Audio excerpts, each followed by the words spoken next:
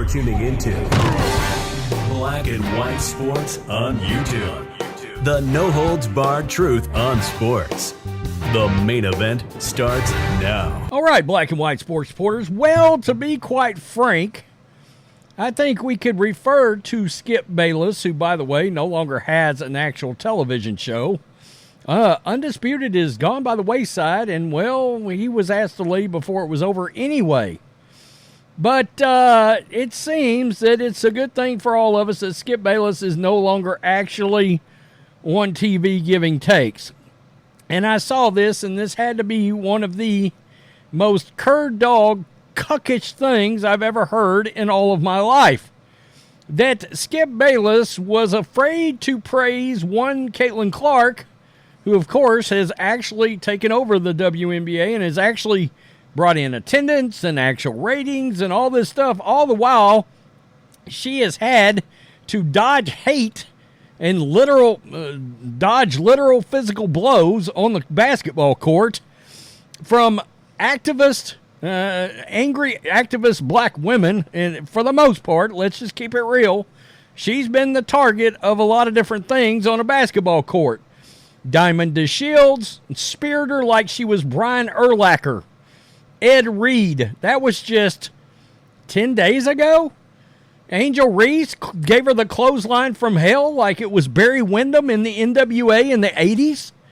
It was utterly ridiculous, like it was Bradshaw. Yeah, to give you a later date WWE reference. Nonetheless, Caitlin Clark's been very, well, professional.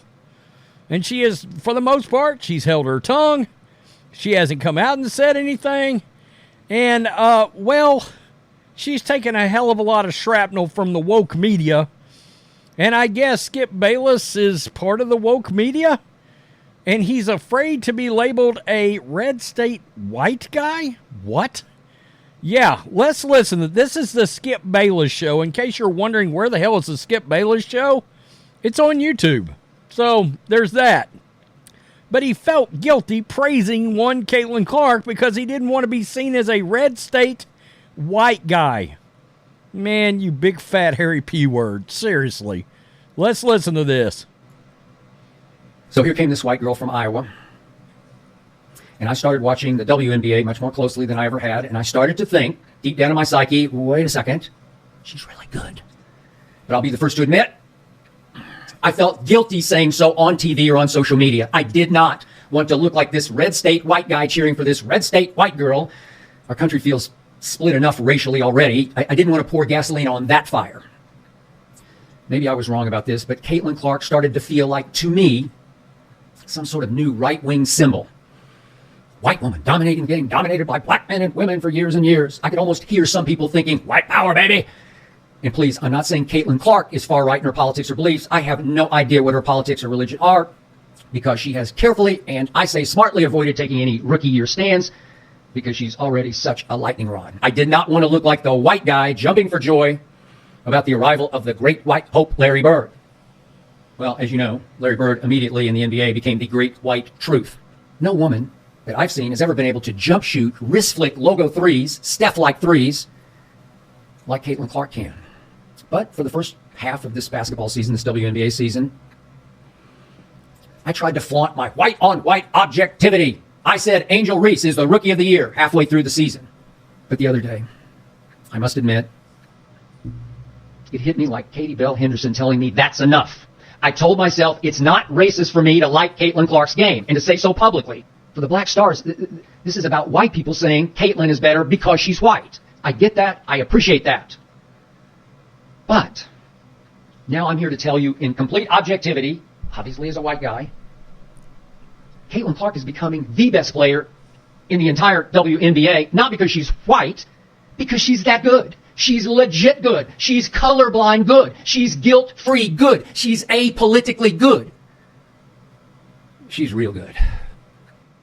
All right, that's where we're going to stop it. That insane race rant that Skip Bayless just went on, which is utterly ridiculous. I'm not going to praise somebody because they're white. Are you kidding me right now? Seriously? You're kidding me. Look, in case anybody hasn't been paying attention, and I understand if you're not paying attention to the WNBA, but Caitlin Clark is literally the love child of Larry Bird and Steph Curry. That's her talent with the branding of Jordan. Like literally, if you're paying attention to what's going on, she is the most popular player in sports. All right? No shit. When a WNBA game can go head-to-head up against an NFL game and still get over 1 million viewers when they hadn't gotten 1 million viewers in 23 years, she's moving the needle. And at no point this season, and I can't believe he even went there, but look, a lot of people in the media went there. At no point this season was Angel Reese really a legitimate contender for the WNBA Rookie of the Year. Maybe sometime in the first 3 games. But it got very separated very quickly. I counted up the other day, Caitlin Clark has broken over 60 records this year. Either rookie records or actual WNBA records that no player, including people like Brittany Griner or Asia Wilson or Diana Taurasi, have ever exceeded or broke. Sorry, some of them they haven't even come close to. She's had 2 triple-doubles as a rookie. There had been nobody that had ever had a triple-double as a rookie in the league in its history. So let's take a look at some feedback to what I can only describe as a pathetic rant from Skip Bayless. This is what pandering to race grifters look like. I'm a terrible person for recognizing greatness without regard to color because that person is the wrong color. So am I. I'm sorry. If you want to hurt me, I understand. It's not your fault. It's mine. Yeah, I mean, look, I don't give a rip what color you are. She happens to be white. You know, nobody should be sorry about that. In fact, that's everything wrong with the media right now. Literally. A sports guy felt guilty about praising an athlete at the top of the sport. What's the point of being in business? Amen. What a cuck. John T. Richards, you're not wrong. That's the appropriate C word. I can think of another C word that's also 4 letters. It would start with a C and end with a T. And if you want to get divorced, it's the go-to. I mean, come on. Yeah, another genius take by Skippy. Wow. Yeah. He is explaining TDS. Coward. This person thinks he's still on ESPN. Skip Bayless worshiping at the shrine known as Obama. Jesus. Don't worry, Skip. Nobody is watching and or listening to him. That's right. Skip Bayless should be the poster boy for what's wrong with America. Shameful. I mean, and what's crazy about this? Skip Bayless, and I kid you not, at one time was considered the most fearless man in all of sports media. And that's why everybody liked him. He was willing to go out there and say, you know what? Something doesn't seem right about Troy Aikman. I mean, does anybody remember that?